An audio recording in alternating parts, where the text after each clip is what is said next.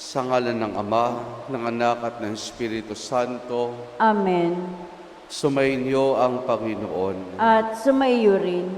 Mga kapatid, ngayong araw ay ating sisimulan ang Triduo sa karangalan ng Mahal na Birhen ng Candelaria at naway patuloy natin hilingin ang panalangin ng Mahal na Birhen Maria upang sa gayon ay patuloy maliwanagan ang ating puso at isipan bilang tagasunod ng kanyang anak na si Jesus. At upang tayo maging marapat pakibahagi sa ating pagdiriwang, aminin natin ang ating mga kasalanan. Inaamin ko sa makapangyarihang Diyos at sa inyo mga kapatid, na lubha akong nagkasala sa isip, sa salita at sa gawa, at sa aking pagkukulang. Kaya isinasamo ko sa Mahal na Birhen Maria, sa lahat ng mga anghel at mga banal, at sa inyo mga kapatid na ako'y panalangin sa Panginoong ating Diyos. Kaawaan tayo ng makapangyarihang Diyos, patawarin tayo sa ating mga kasalanan, at patnubayan tayo hanggang sa buhay na walang hanggan. Amen. Amen.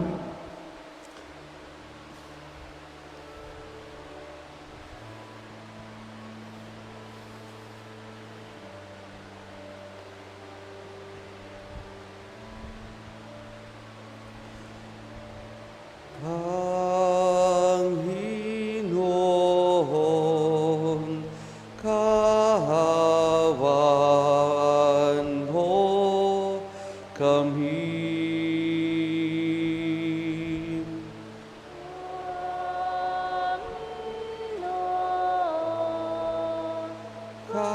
Kahawan mo kami. Kristo, kahawan mo kami. Kristo,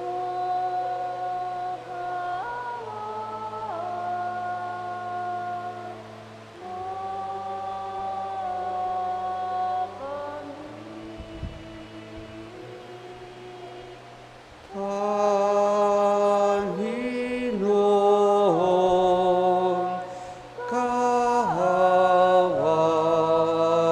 mo kami.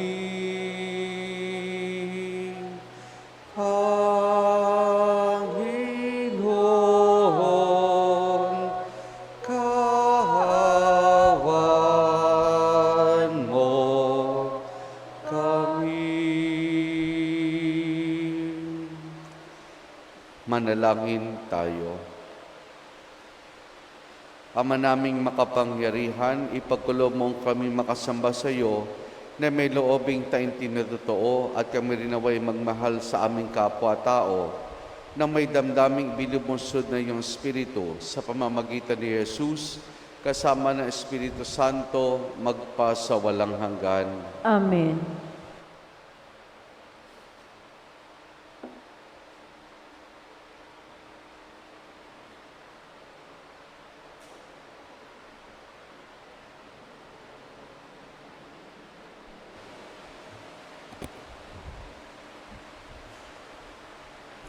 Ang salita ng Diyos mula sa sulat ng mga Hebreo. Mga kapatid, magpapatuloy pa ba ako? Kulang ba ang panahon para isalaysay ko ang tungkol kina Gedeon, Barak, Samson, Jephthah, David, Samuel, at mga propeta? Dahil sa panananalig nila sa Diyos, nakalupig sila sa mga kaharian, gumawa ng matuwid at nagkamit ng ipinangako ng Diyos.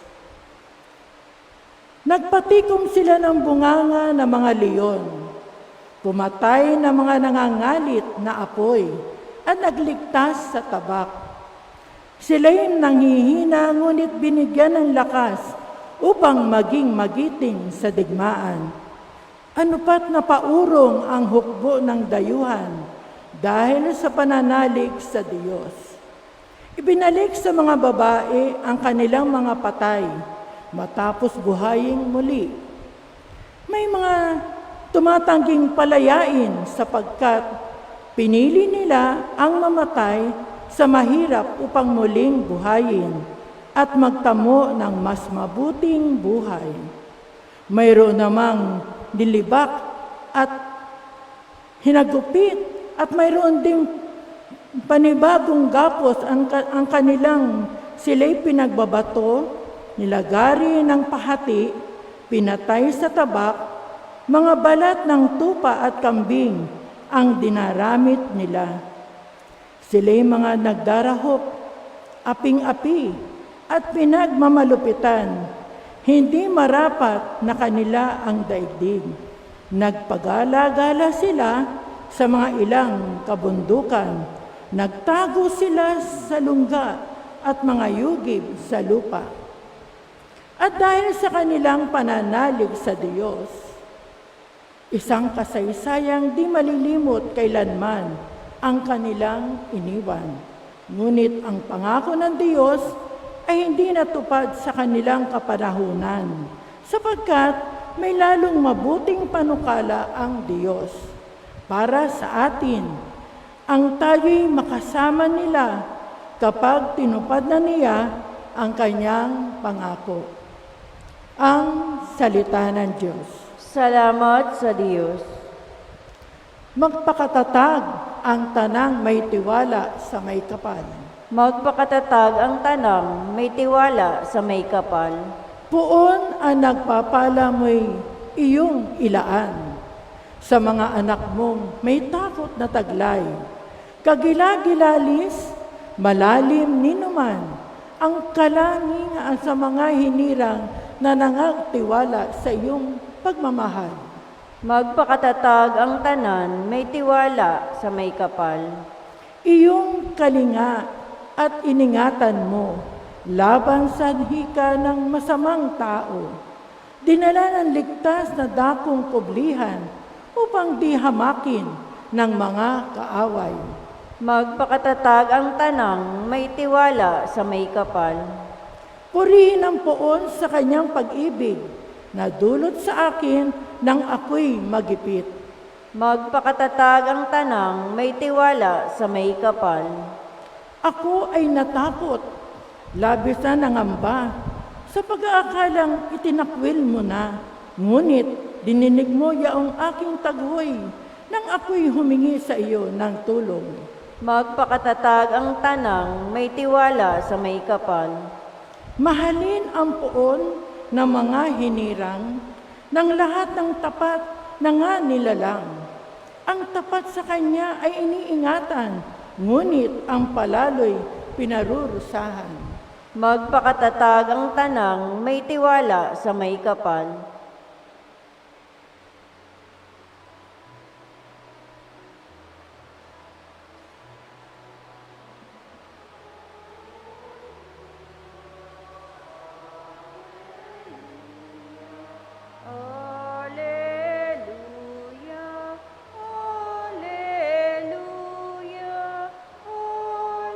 Hallelujah, hallelujah, hallelujah, hallelujah.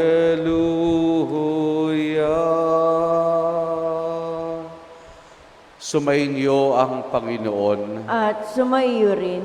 Ang mabuting balita ng Panginoon ayon kay San Marcos. Papuri sa iyo, Panginoon. Noong panahong iyon, dumating si Jesus at ang mga alagad sa ibay ng lawa sa lupain ng Geraseno. Pagkababa ni Jesus sa bangka, siya'y sinalubong ng isang lalaking galing sa libingan. Ang lalaking ito inaalihan ng masamang espiritu at sa libingan naninirahan. Hindi siya maigapos na matagal kahit tanikala ang gamitin. Malimit siyang ipangaw at gapusin ng tanikala, ngunit pinaglagot-lagot niya ang mga ito at pinagbali-bali ang pangaw. Talagang walang makasupil sa kanya. Araw-gabi, Nagsisisigaw siya sa libingan at kaburulan at sinusugatan ng bato ang kanyang sarili. Malayo pa'y natanawan na siya ni Jesus. Siya'y patakbong lumapit at nagpatira pa sa harapan niya at sumigaw ng malakas, Jesus, anak ng kataas-taasang Diyos, anong pakialam mo sa akin? Huwag mo kong pahirapan, alang-alang sa Diyos. Sinabi niya ito sapagkat iniutos sa akin ni Jesus, masamang espiritu, lumabas ka sa taong ito. Tinanong siya ni Jesus, ano ang pangalan mo? Pulutong, sapagkat marami kami, tugon niya. At pigpit nilang ipinakiusap kay Jesus na huwag silang palayasin sa lupaing yaon. Doon naman sa libis ng bundok ay may malaking kawan ng mga baboy na nanginginain. Nagmakaawa kay Jesus sa masasamang espiritu ng wika, papasukin mo na lang kami sa mga baboy. At sila'y pinintulutan niya, lumabas sa taong masasamang espiritu at pumasok nga sa mga baboy. Ang kawan na may 2,000 ay sumibad na takbo tungo sa pampang ng lawa, nahulog sa tubig at nalunod. Nagtatakbo ang mga tagapag-alaga ng kawan at pinamalita ito sa bayan at sa mga nayon. Kaya't pumaroon ang mga tao upang tingnan kung ano nga ang nangyari. Paglapit nila kay Jesus ay nakita nilang lalaki inaalihan ng mga demonyo. Nakaupo ito, may damit at matino na ang isip, at sila'y natakot. Isinalaysay sa kanila ng mga nakakita ang nangyari sa inalihan ng mga demonyo at ang sinapit ng mga baboy. Kaya't ipinamahalik nila kay Jesus umalis sa kanilang lupain. Nang sumasakay na si Jesus sa bangka, nakiusap ang inalihan ng mga demonyo na isama siya. Ngunit hindi pumayag si Jesus. Sa halip ay sinabi niya, umuwi ka at sabihin mo sa iyong mga kasambahay ang lahat ng ginawa sa iyo ng Panginoon at kung paano nahabag siya sa iyo. Umalis ang taong iyon at ipinamalita sa Decapolis ang ginawa sa kanya ni Jesus at nang gilalas ang lahat ng nakarinig niyon. Ang mabuting balita ng Panginoon. Pinupuri ka namin, Panginoong Heso Kristo. Magandang umaga po sa ating lahat. Mga kapatid, sa mabuting balita na ating napakinggan ay ating natunghayan dito ang pagtatagpo ni Jesus at ng napakaraming demonyo na pumasok sa katawan ng isang tao. At dito inilarawan at sinaysay kung anong hirap ang pinagdaanan ng lalaki. Bagamat siya ay tinatanikala, nakakawala pa rin siya. Sa libingan lamang siya nakatira at doon ng mga tao ay may takot na nararamdaman. Siguro isa lamang ang nais ng mga tao, mapaalis ang taong ito sapagkat natatakot na sila at hindi pa nila alam kung ano ang pwedeng gawin ng lalaking ito. Yun ang gusto nila, mapaalis na lamang ang taong ito sapagkat nakakaistorbo sa kanilang mga kababayan. Ngayon, nung pinalaya ito ni Jesus, ang pakiusap ng mga demonyo sa kanya ay lumipat lamang sila sa mga baboy. At pinayagan sila ng Panginoon. Mahigit 2,000 yung baboy na nalunod. At pagkatapos ito, ibinalita ng tagapag-alaga ng mga baboy ang lahat ng nangyari sa kanilang mga kababayan. Agad ang mga tao nagpunta at nakita nga nila yung lalaki na matino ng isip at na nangyari sa baboy. Kaya nang nakapagtataka dito, sa halip na magpasalamat sila sa nangyari, dahil nga yung isa nilang kababayan ay malaya na sa masasamang espiritu o demonyo, ay pinamanhik nila na umalis ang ating Panginoon. Pinamanhik nila na umalis sila o umalis si Jesus sa kanilang lupain. Siguro nasa isip nila, isang tao lang yan, mahigit 2,000 baboy ang nawala sa amin. Anong pinapaalala tinuturo sa atin dito, mga kapatid? Simple lang. Yung sakripisyo. Yung sakripisyo. Ano ba yung willing nating i-give up para makasunod sa ating Panginoon? What are we willing to give up just to follow the Lord? Halimbawa po, bilang mag-asawa, napapansin mo, di na kayo nagkakasundo. Kung dati-rati, minsan lamang ang pagtatalo. Pero dito mga nagdaang araw, halos sa araw-araw ay nagtatalo na kayo ng iyong asawa. Ngayon, anong willing ninyong i-sacrifice bilang mag-asawa para sa inyong pagsasama? Para sa inyong buhay bilang mag-asawa? Maring pareho kayo may problema. Maring pareho kayo may problema. Pero ano yung willing yung i-give up just to save your marriage? Wala ring pinagkaiba iyan doon sa mga halimbawa, mga estudyante na nais na makapasa, makapag-aral lang mabuti. Pero may mga pagkakataon na babarkada, natuto ng sarili sa paglalaro sa internet, hanggang sa mapapansin na lamang niya na unti-unti napapabayaan na niya ang kanyang pag-aaral. Kaya ng tanong, willing ka bang isakripisyo, i-give up itong alam mong nagiging hadlang para makapag-aral ka ng mabuti? Sa ating pong kasing unang pagbasa mula sa sulat sa mga Hebreo, ay ating natunghayan dito ang paglalahad ng sumulat sa mga Hebreo ng mga tao sa lumang tipan. Nandiyan sila Gideon, Barak, Samson, Jefte, David, Samuel, at mga propeta.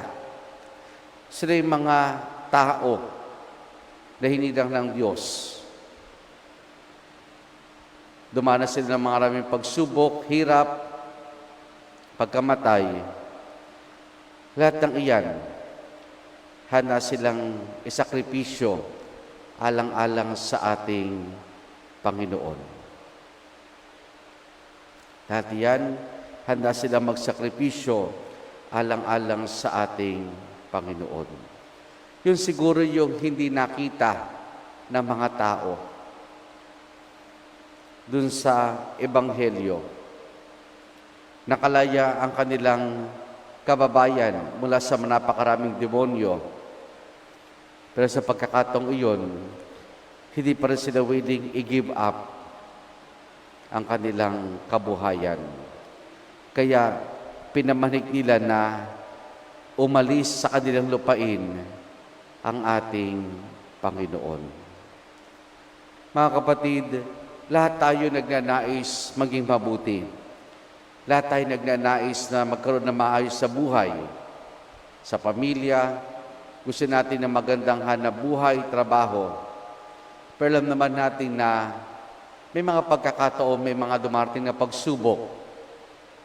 May mga pagkakataon na nagkakaroon ng problema.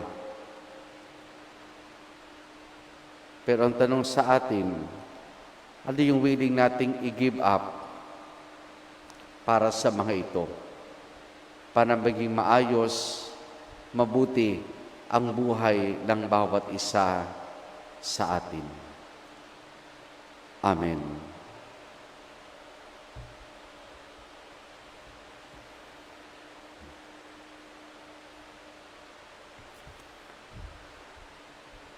Natitipon tayo kay Kristo na lumulupig sa kasamaan, ilapit natin sa Ama ng may pananalig ang ating mga panalangin, ating itutugon. Kataas-taas ang Diyos, ipag-adya mo kami. Kataas-taas ang Diyos, ipag-adya mo kami.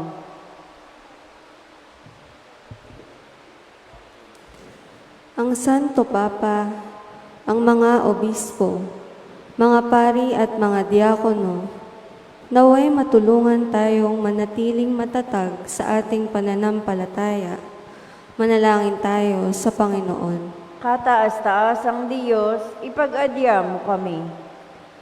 Ang mga Kristiyanong mananampalataya, naway magkaroon ng tapang na makapagsalita ng may katatagan sa ngalan ni Jesucristo. Manalangin tayo sa Panginoon. Kataas-taasang Diyos, ipag-adya mo kami. Ang mga naging manhid na sa pagkakasala, naway hipuin ng Espiritu ng Diyos upang magsisi at magbago sila ng pamumuhay. Manalangin tayo sa Panginoon. Kataas-taasang Diyos, ipag-adya mo kami. Ang mga naghihinanakit dahil sa hirap at pagdurusa, naway maalalayan natin ng walang pag-aalinlangan. Manalangin tayo sa Panginoon. Kataas-taasang Diyos, ipag-adya mo kami. Ang ating mga mahal na yumao, naway makauwi ng matiwasay sa kalipunan ng mga banal kay Kristo. Manalangin tayo sa Panginoon. Kataas-taasang Diyos, ipag-adya mo kami. Ating indulog sa Diyos, iba pa nating intensyon at panalangin. Makalangit na Ama, nagbubunyi kami sa iyong nag-uumapaw na pag-ibig para sa amin. Pagariin mo ang iyong kapangyarihan sa amin at maging kasama ka namin sa landasin ng buhay. Hinihiling namin ito sa pamamagitan ni Jesus na aming Panginoon. Amen. Pag-aalay.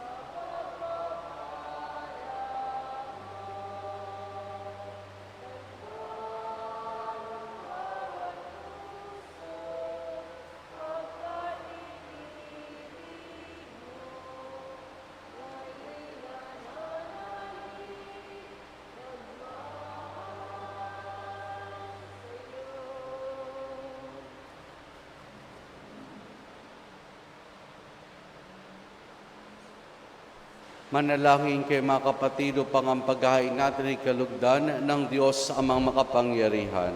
Tanggapin nawa ng Panginoon itong paghahain sa iyong mga kamay, sa kapurihan niya at karangalan sa ating kapakinabangan at sa buong sambayanan niyang banal. Ama naming lumikha, ang mga alay ng aming inihanda, sa pagnito na yung dambana ay yung tanggapin at gawaran ng pagkapala, upang mapagsaluhan namin ang kaligtasan mong ginawa, sa pamamagitan ni Jesus kasama ng Espiritu Santo magpasawalang hanggan. Amen. Sumainyo ang Panginoon. At sumaiyo rin. Taas sa Diyos sa inyong puso at diwa. Itinaas na namin sa Panginoon. Pasalamatan natin ang Panginoong ating Diyos. Marapat na siya ay pasalamatan. Ama naming makapangyarihan, tunay nga marapat na ikaw ay aming pasalamatan. Nasa iyong aming buhay, pagkilos at pag-iral. Sa pamumuhay namin araw-araw, tinatamasa namin iyong pagmamahal. Sa pag-ibig mo pinilasa sa sangkatauhan, ang Espiritu Santo ay unang aming bigay na anak mo nalagak sa amin, nang katiyakan na kalang mabuhay kami sa piling mo kailanman.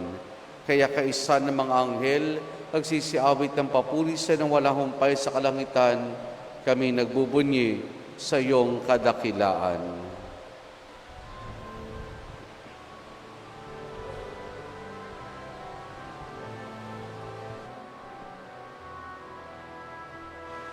Santo, Santo, Santo, Panginoong Diyos, napupuno ang langit at kadakilaan mo. Hosana, Hosana, Hosana sa kaitaasan. Hosana, Hosana, Hosana sa kaitaasan. Pinagpala ang naparirito sa ngalan ng Panginoon. Hosana, Hosana, Hosana sa kaitaasan. Hosana, Hosana, Hosana sa kaitaasan.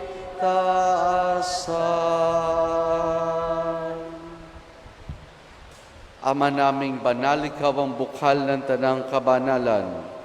Kaya't sa pamamagitan ng iyong Espiritu, gawin mong banal ang mga kaloob na ito upang para sa amin, maging katawan at dugo ng aming Panginoong Hesukristo.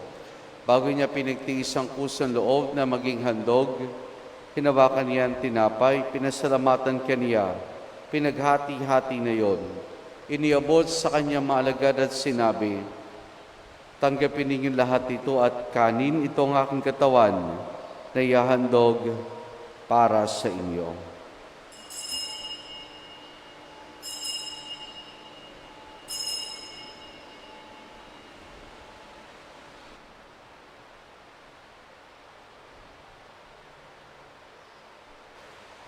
Gayun din naman nang matapos ang hapunan, hinawakan niya ang kalis. Muli kanyang pinasalamatan. Iniabot niya ang kalis sa kanyang mga alagad at sinabi, tanggapin ninyo lahat ito at inumin itong kalis ng aking dugo, nang bago't wala hanggang tipan.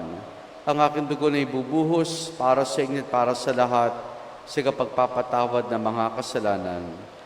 Gawin ninyo ito sa pag-alaala sa akin.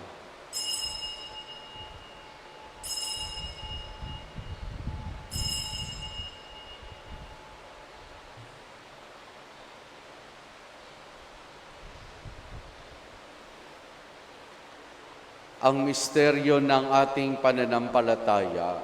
Si Kristo ay namatay, si Kristo ay nabuhay, si Kristo ay babalik sa wakas ng panahon.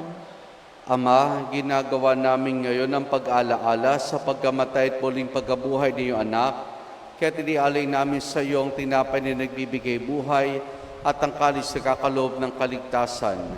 Kami nagpapasalamat dahil kami minarapat at tumayo sa harap mo para maglingkod sa iyo. Isinasamo namin kaming magsasalo-salo sa katawan at dugo ni Kristo ay mabuklod sa pagkakaisa sa pamamagitan ng Espiritu Santo. Ama, lingapin mo ang simbahan laganap sa buong daigdig. Puspusin mo kami sa pag-ibig kay San Francisco naming Papa at ni Dennis aming Obispo at ng Tanang Kaparian. Alalahanin mo rin mga kapatid naming nahimlay na may pag-asang sila muling mabubuhay, gayon din ng lahat ng mga pumanaw at mga kaluluwa sa purgatorio. Kaawan mo sila at patuloyin sa iyong kaliwanagan. Kaawaan mo at pagindapati kaming lahat na makasalo sa iyong buhay na walang wakas. Kaisa ng mahal na Birheng Maria na Ina ng Diyos, ang kanyang kabiyak ng puso, si San Jose. Kaisa ng mga apostol, ni San Juan Bautista at ang lahat ng mga banal na namuhay dito sa daigdig ng kalugod-lugod sa iyo. Maipagdiwang-nawa namin ang pagpupuri sa ikararangal mo sa pamamagitan ng iyong anak na aming Panginoong Hesukristo. Sa pamamagitan ni Kristo, kasama niya at sa Kanya, ang lahat ng parangal papuri sa iyo, Diyos amang makapangyarihan, kasama ng Espiritu Santo, magpa sa walang hanggan. Amen. Amen. Amen.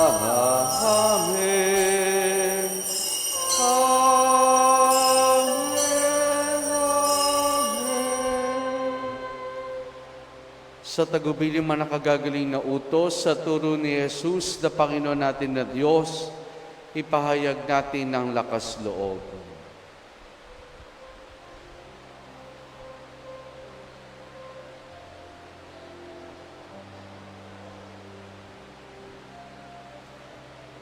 Ama namin, sumasalangit ka, sambahin ang ngalan mo,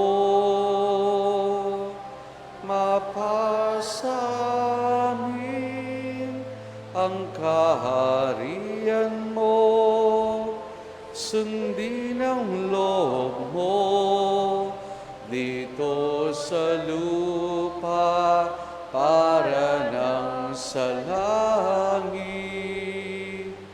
Bigyan mo kami ngayon ng aming kakanin sa araw-araw at patawarin mo kami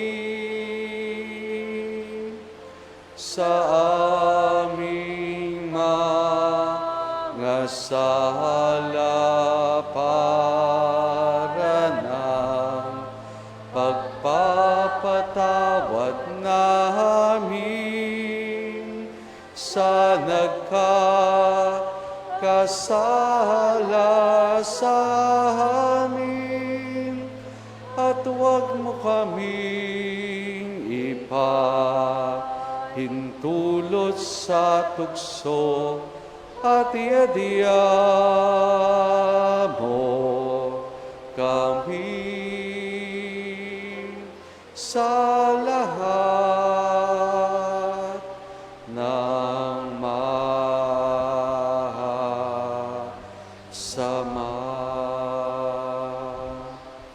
Hinihiling namin kay Maria sa lahat ng masama, pagkalooban ng kapayapaan araw-araw, iligtas sa kasalanan, at ilayo sa lahat ng kapahamakan, samantalang aming masayang pinananabikan ang dakilang araw ng pagkapahayag ng tagapagligtas naming si Jesucristo. Sapagkat iyo ang kaharian at ang kapangyarihan at ang kapurihan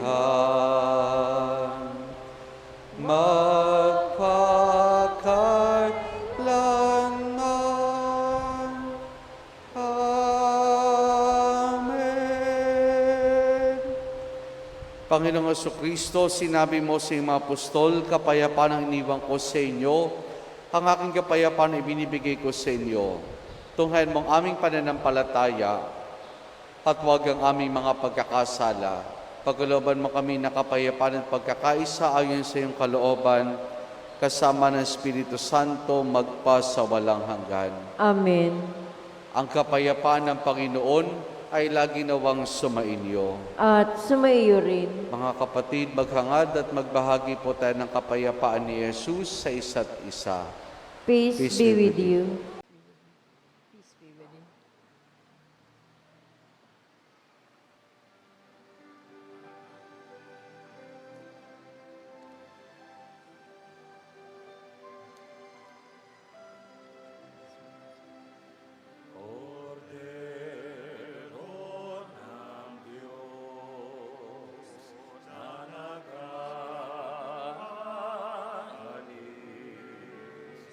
Ng mga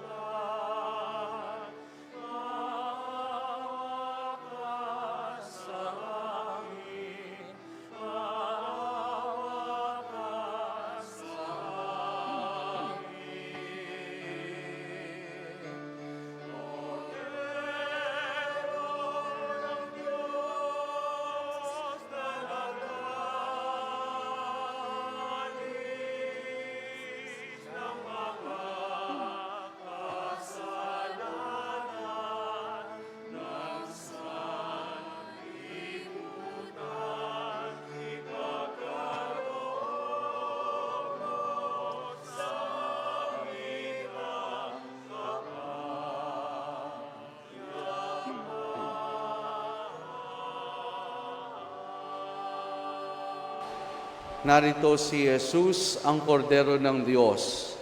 Siya nag-aali sa mga kasalanan ng sanlibutan. Mapalad ang mga inaaniya niya makiisa sa kanyang banal na piging. Panginoon, hindi ako karapat-dapat na magpatuloy sa iyo, ngunit sa isang salita mo lamang ay gagaling na ako.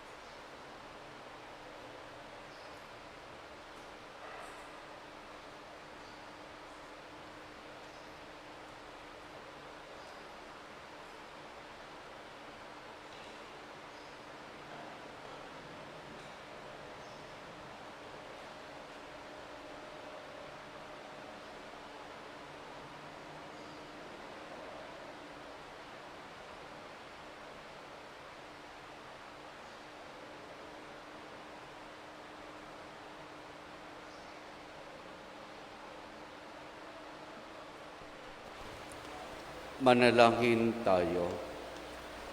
Ama naming mapagmahal, kaming pinagsipakinabang sa piging na aming kinamtang kaligtasan, ay umili na iyong bigyang kaunlaran sa pananampalatayang wagas kailanman, sa tulong ng panubos ng iyong bigay sa pamamagitan ni Jesus, kasama ng Espiritu Santo magpa sa walang hanggan. Amen. Sumainyo ang Panginoon At sumaiyo rin. at pagpalaing tayong lahat ng mabutit mapagmahal na Diyos Ama, Anak at Espiritu Santo. Amen. Naialay na natin ang pagdiriwan ng banal na misa, humayo tayong taglayang kapayapaan at pag-ibig ng Panginoon. Salamat sa Diyos. Purihin po natin ang ating Panginoon. Salve Regina, Mater Misericordiae,